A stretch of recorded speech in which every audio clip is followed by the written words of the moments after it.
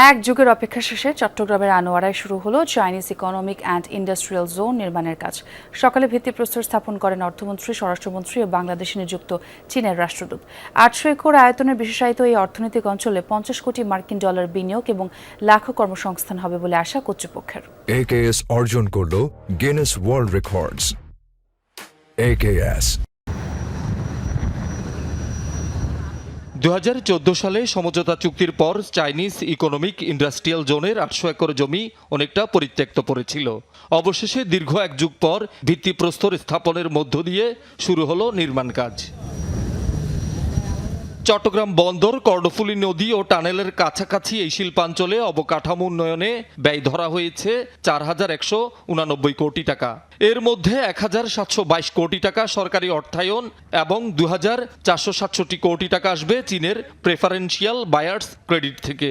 এর মধ্যে টেক্সটাইল, পোশাক, আইটি, হাইটেক পণ্য সহ বিভিন্ন খাতে 30টি চীনা প্রতিষ্ঠান অন্তত 50 কোটি ডলার বিনিয়োগের আগ্রহ প্রকাশ করেছে। 2031 সালের মধ্যে উৎপাদন শুরুর আশা কর্তৃপক্ষের। এই ইকোনমিক জোন দুদেশের শক্তিশালী বন্ধুত্বের স্মারক হয়ে থাকবে। আগামী 18 মাসের মধ্যে এই ইকোনমিক জোনে প্রথম কারখানা স্থাপন ও উৎপাদন শুরু হবে। এখানকার পণ্য বিশ্ববাজারে যেমন যাবে, তেমনি বাংলাদেশের অভ্যন্তরেও কাঁচামাল যোগাবে।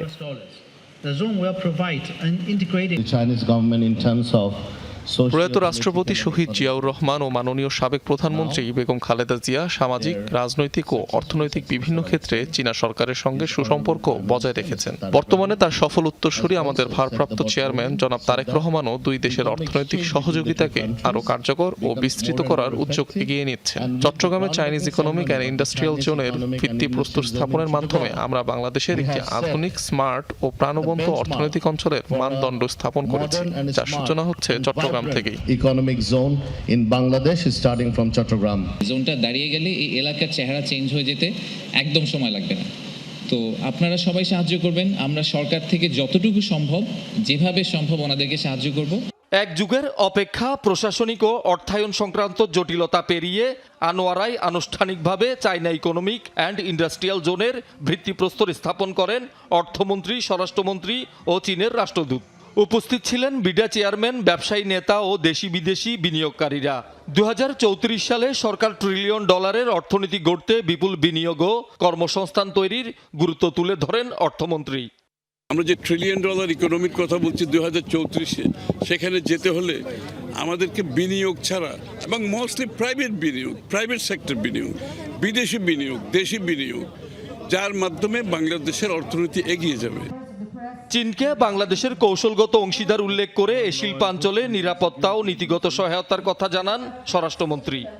আমরা নিরাপত্তা নিশ্চিত করব, সিকিউরিটি নিশ্চিত করব ফর অল ইনভেস্টার্স, এবং প্রত্যেকটা ফেজে, এটা ডেভেলপমেন্টের প্রত্যেকটা ফেজে আমরা সেটা এনশিওর করব। সেটা আমি আমার বক্তব্য থেকে বলেছি। এবং আইন শৃঙ্খলা পরিস্থিতির উন্নয়ন ছাড়া বিনিয়োগ হয় না, এবং বিনিয়োগের নিরাপত্তা ছাড়া আমরা অগ্রগতি করতে পারবো না। সবকিছু ঠিকঠাক থাকলে আগামী কয়েক বছরের মধ্যেই এই শিল্পাঞ্চলে শুরু হবে উৎপাদন কার্যক্রম। তখন শুধু কারখানার চিমনি থেকেই ধোঁয়া উড়বে না, বদলে যাবে পুরো আনোয়ারা কর্ণফুলী অঞ্চলের অর্থনৈতিক চিত্র। কমবে বেকারত্ব, বাড়বে স্থানীয় ব্যবসা বাণিজ্য। আনোয়ারার চায়না ইকোনমিক জোন থেকে শহীদুল সুমন, যমুনা নিউজ, চট্টগ্রাম।